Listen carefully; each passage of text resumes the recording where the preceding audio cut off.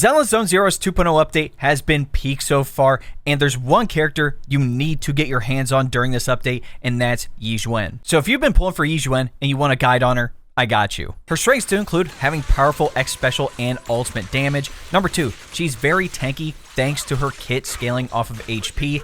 Number 3, she ignores enemy defense with her kit, like 100%. As a general overview, Yixuan is an Auric Inc. Rupture agent under the new faction Yunkai Summit and has the title of Grandmaster. Auric Inc. is its own unique ether damage type and it has its own anomaly buildup. Like I mentioned, Rupture is a new agent class. Agents with the Rupture speciality possess great offense and survival capabilities, excelling at using sheer damage that ignores enemy defenses to deal massive damage. As you can see under her stats, normally where pen ratio would be, we actually have the sheer force stat, and instead of energy regen, we actually have adrenaline. The sheer force stat increases sheer damage, and Rupture agents have a portion of their attack actually converted into sheer force. And if you want to get her up to max level, here are all the materials you're going to need. For what skills prioritize upgrading first on Yixuan, definitely her core skills. These are a big one. For our regular skills though, we definitely want our ultimate and our special attack up there first. These ones play a huge part in her kit. After that, you can do the basic attack, the dodge, and then lastly, assist. And here are all the materials you're going to need to upgrade all of these skills.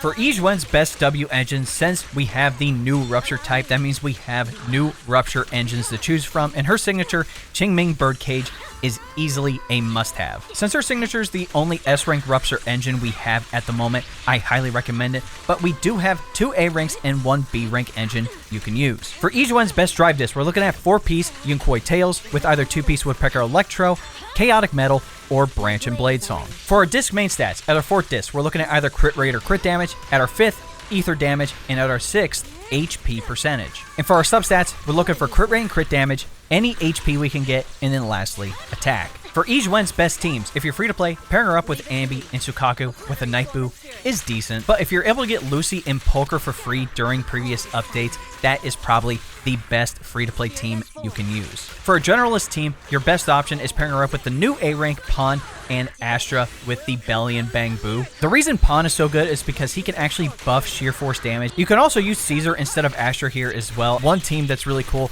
is pairing her up with Miyabi, so now you have the double Void Hunter team. The only other character would be Jufufu, but she doesn't release until the second half of this update, so we'll just have to wait and see. The last thing we'll talk about is Yixuan's Mindscape Cinema, and is it worth getting multiple copies of her? Overall, M1 is really good, but M2 is the perfect stopping point, and if you want to go all the way to M6, you're going to have one of the most broken characters in the game. Plus, right now, if you pull for Yixuan, both Pawn and Polker both have higher drop rates, which means if you get her and these 2 A-rank characters, you have a solid team going into the 2.0 update.